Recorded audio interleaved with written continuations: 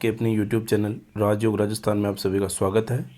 आज हम देखेंगे जो पीटीटी, बीएसटीसी और रीट के हिसाब से जो मोस्ट इम्पोर्टेंट प्रश्न हैं, जियोग्राफी के जो भूगोल के प्रश्न हैं वो देखने वाले हैं। तो क्लास को बिना समय गवाए शुरू करते हैं। तो पहला प्रश्न होगा कि भारत का क्षेत्रफल कितना है। तो भारत का क्षेत्रफल 3,32,87,263 वर्ग किलोमीटर है।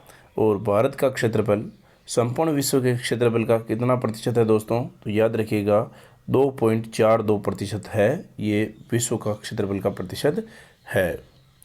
और जनसंख्या की दृष्टि से भारत का विश्व में कौन सा स्थान है दोस्तों? तो जनसंख्या की दृष्टि से जो है वो विश्व में भारत का दूसरा स्थान है। और भारत का उत्तर से दक्षिण तक विस्तार कितना किलोमीटर है? तो 3,214 किलोमीटर जो कि है उत्तर से दक्षिण तक है। उत्तर से दक्षिण तक। भारत का पूर्व से पश्चिम तक का विस्तार कितना किलोमीटर है? तो 2,933 किलोमीटर। मैं दोस्तों आपको बताना चाहूँगा ये होता है पूर्व पश्चिम और ये उत्तर दक्षिण।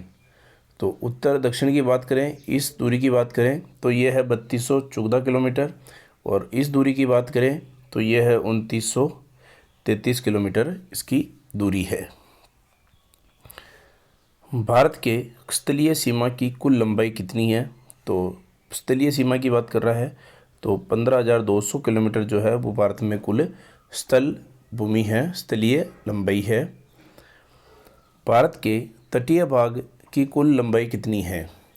तो तटीय भाग की जो लंबाई है वो 7,516 किलोमीटर है। और भारत के कितने राज्यों से होकर कर्क रेखा गुजरती है दोस्तों? तो 8 राज्यों से होकर कर्क रेखा गुजरती है।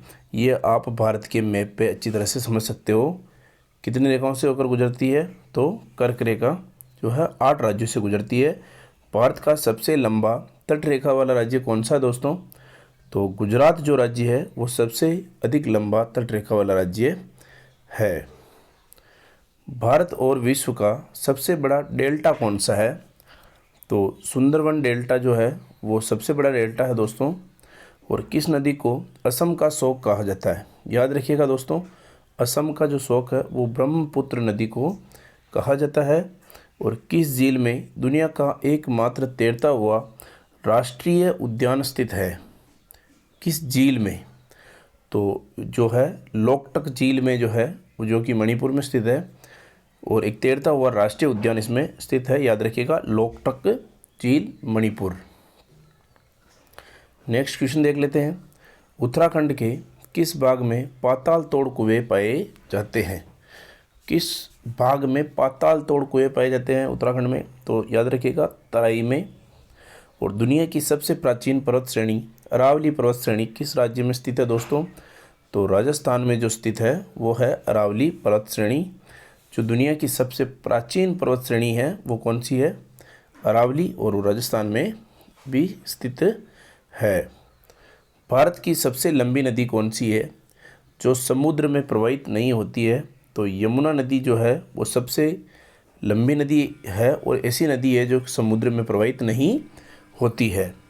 प्रायद्वीपीय भारत की एकमात्र 12मासी बहने वाली नदी कौन सी है? तो याद रखिएगा दोस्तों, कावेरी नदी जो है वो एकमात्र 12मासी नदी है जो प्रायद्वीपीय भारत की है। और ये 12 महीने बहती है कावेरी नदी। उत्तराखंड राज्य की सबसे ऊंची पर्वत चोटी है? तो नंदा देवी जो है वो उत्तराखंड राज्य की सबसे ऊंची पर्वत चोटी है।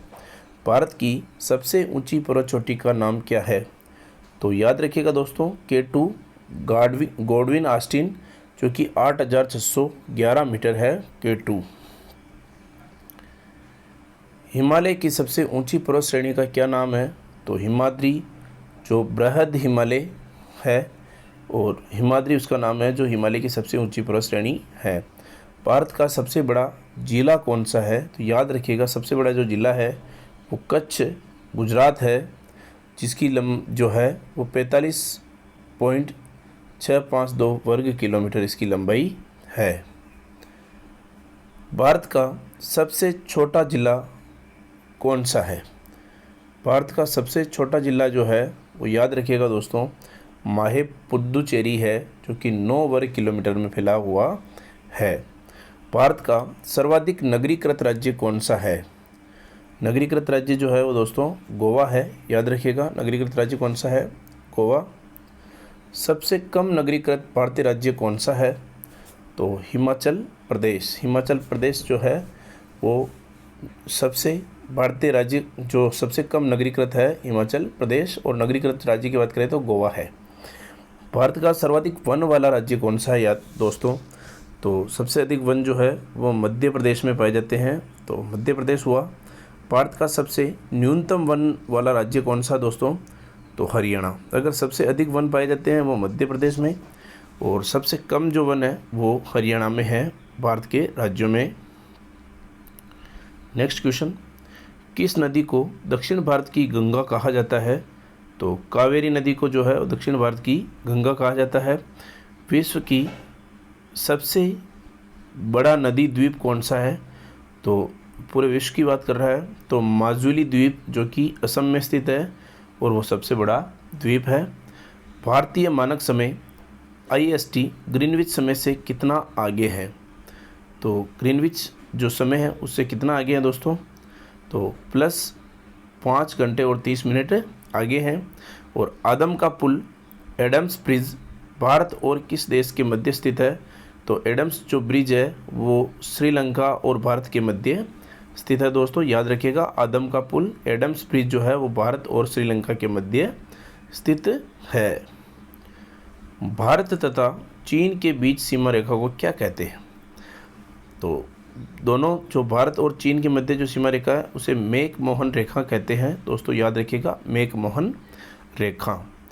किस समझौते के तहत भारत और चीन के बीच स्थित मैक-मोहन रेखा निर्धारित की गई थी? ये मैक-मोहन रेखा जो है वो किस समझौते के तहत भारत और चीन के बीच में स्थित की गई दोस्तों? तो शिमला समझौता जो कि 1914 में हुआ था, शिमला समझौता। भारत की सबसे लंबी अंतर्राष्ट्रीय सीमा किस देश के साथ लगती है? तो बांग्लादेश के साथ लगती है सबसे ज़्यादा अंतर्राष्ट्रीय सीमा। अंतर्राष्ट्रीय सीमा का मतलब है कि एक देश से दूसरे देश के बीच में जो लगती है सीमा,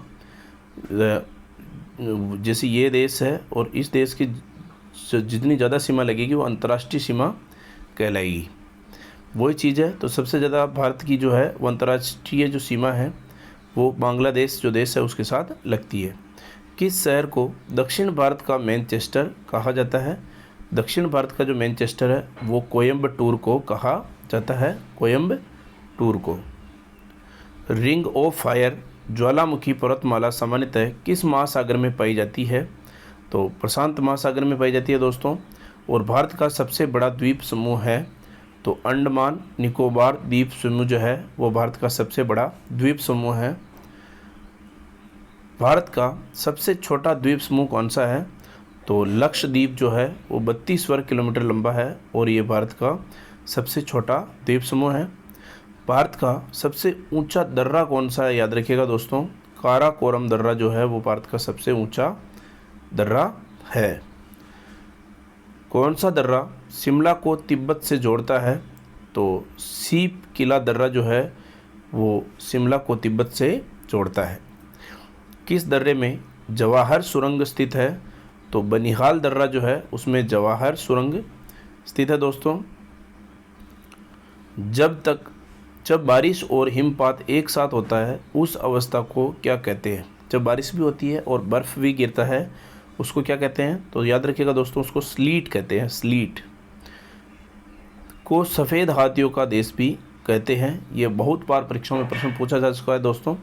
तो थाईलैंड को जो है वो सफ़ेद हाथियों का देश भी कहा जाता है, थाईलैंड को। वायुमंडल की सबसे निचली परत को क्या कहते हैं? तो ट्रोपोस्फियर कहते हैं दोस्तों। ट्रोपोस्फियर वायुमंडल की सबसे निचली परत को कहते हैं। और उत्तर भारत में उप हिमालय क्षेत्र के सहारे फैले समतल मैदान को क्या कहा जाता है? तो भाबर कहा जाता है दोस्तों, भाबर। डेथ वैली मौत की घाटी किस मरुस्थल में स्थित है? तो मोजावे मरुस्थल में जो है उसको डेथ वैली या मौत की घाटी जिसे कहते हैं वो स्थित है मोजावे मरुस्थल में। और नारियल के उत्पादन में भारत का विश्व में कौन सा स्थान है? तो नारियल के उत्पादन में विश्व में जो है भारत का तीसरा स्थान है दोस्तों, तीसरा स्थान। ये प्रश्न बहुत ही महत्वपूर्ण प्रश्न है। आपको हो सकता है कि ये प्रश्न सरल लग रहे हो, लेकिन इस टाइप के प्रश्न परीक्षा में आपको कंफ्यूज करते हैं, तो इन प्रश्नों को देखना भी बहुत ही ज़रूरी है। भारत के किस राज्य में सर्वाधिक चावल का उत्पादन होता है? पश्चिमी बंगाल, पश्चिमी बंगाल। भारत का कौन सा राज्य सर्वाधिक खाद्यान्न का उत्पादन करता है? तो उत्तर प्रदेश। भारत का कौन सा राज्य सर्वाधिक खाद्यान्न का उत्पादन करता है? तो उत्तर प्रदेश। भारत में सर्वाधिक किस फसल की खेती होती है? तो धान की खेती होती है सर्वाधिक। भारत में काजू का सबसे बड़ा उत्पादक राज्य कौन सा है? तो याद रखिएगा दोस्तों, महाराष्ट्र जो है वो सबसे बड़ा काजू का उत्पादक राज्य है। भारत में हरित क्रांति का जनक कौन है? तो हरित क्रांति की बात कर रहा है तो डॉक्टर M.S. स्वामीनाथन जो है वो हरित क्रांति का जनक है। और भारत का सबसे बड़ा सोयाबीन उत्पादक राज्य है तो मध्य प्रदेश MP है। सोयाबीन सबसे ज़्यादा उत्पादन यहाँ होता है।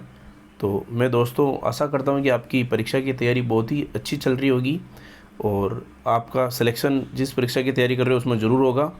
और इसी के साथ अगर आप हमारे चैनल पर नए हो तो चैनल को सब्सक्राइब कीजिए, लाइक कीजिए, कमेंट कीजिए और अपने दोस्तों के साथ शेयर कीजिए। इसी के साथ राजयोग राजस्थान में आप सभी का धन्यवाद।